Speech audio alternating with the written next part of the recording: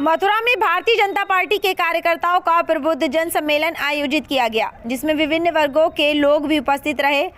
इस कार्यक्रम में मुख्य अतिथि के रूप में पहुंचे फतेहपुर सीकरी के सांसद राजकुमार चाह ने सरकार की उपलब्धियों को बताते हुए कहा कि माननीय प्रधानमंत्री नरेंद्र मोदी के नेतृत्व में सीतारमण ने जो बजट पेश किया है, इससे भारत एक विकसित भारत बने और विश्व गुरु की तरफ अग्रसित ये बजट पेश की उन्नति के लिए बजट पेश किया है।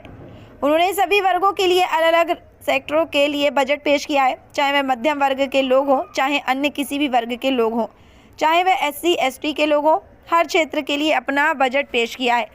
इससे निश्चित ही देश के लोगों का कल्याण होगा और वहीं टैक्स छूट बढ़ोतरी भी की है, जिससे युवा भी खुश रहेगा, क्योंकि नए व्यापारियों के लिए काफ़ी दिक्कत आती है। हर घर जल, हर घर नल एक बड़ा काम सरकार कर रही है, जिससे हर व्यक्ति के घर में गंगा जल का पानी भी जल्द ही मिलेगा। यह योजना जन जीवन मिशन के तहत की गई है।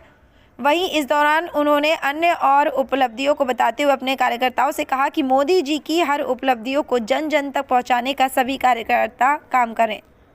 मथुरा से RK धनगर की खास रिपोर्ट। देखिए, अभी पिछले दिनों पार्लियामेंट के अंदर बजट पेश किया गया है। देश के यशस्वी प्रधानमंत्री आदरणीय श्री नरेंद्र मोदी जी के नेतृत्व में देश की फाइनेंस मिनिस्टर बहन निर्मला सीतारमण जी ने बजट पेश किया है।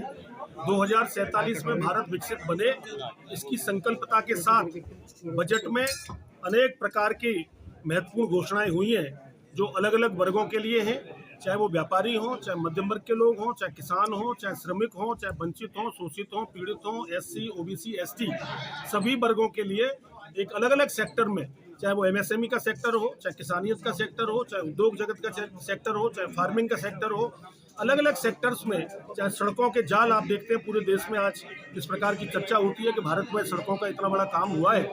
तो इस प्रकार एक बड़ा काम जल शक्ति के क्षेत्र में भी हुआ है। आज हर घर नल में हर घर जल की जो योजना माननीय मोदी जी ने दी है जल जीवन मिशन के अंतर्गत, तो हर घर जल भी पहुंचने का काम हो रहा है। और मथुरा और आगरा वाले हम बहुत सौभाग्यशाली हैं कि हमारे यहाँ यमुना जी है, लेकिन गंगा जल पीने को आने वाले समय में हर घर नल और हर घर जल से गंगा जल पहुंचेगा, तो गंगा जल भी हम लोग के घर में आएगा। तो एक बड़े काम बजट में अभी हुए हैं, उसी के संबंध में आज यहाँ चर्चा हुई है। यमुना जी कब तक शुद्ध होंगे?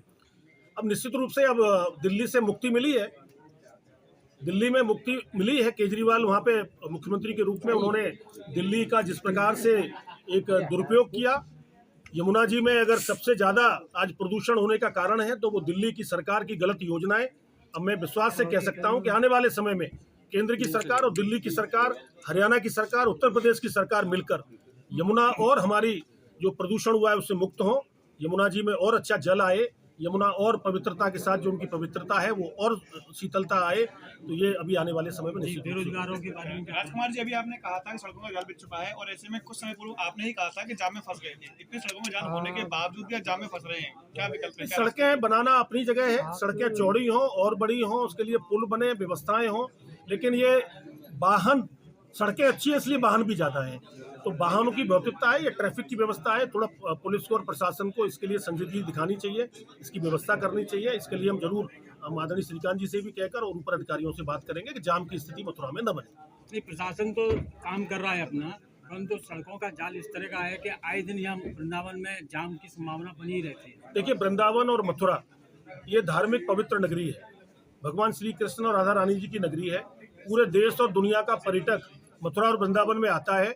निश्चित रूप से आप देख रहे होंगे कि अभी इस तरह के, चाहे अयोध्या हो, चाहे मथुरा हो, चाहे काशी हो, चारों तरफ से पर्यटक लाखों करोड़ों की संख्या में आ रहे हैं, लेकिन उसके लिए एक व्यवस्था के लिए एक अच्छी योजना प्रशासन तैयार करे, ये हम लोग इसके लिए बात करें।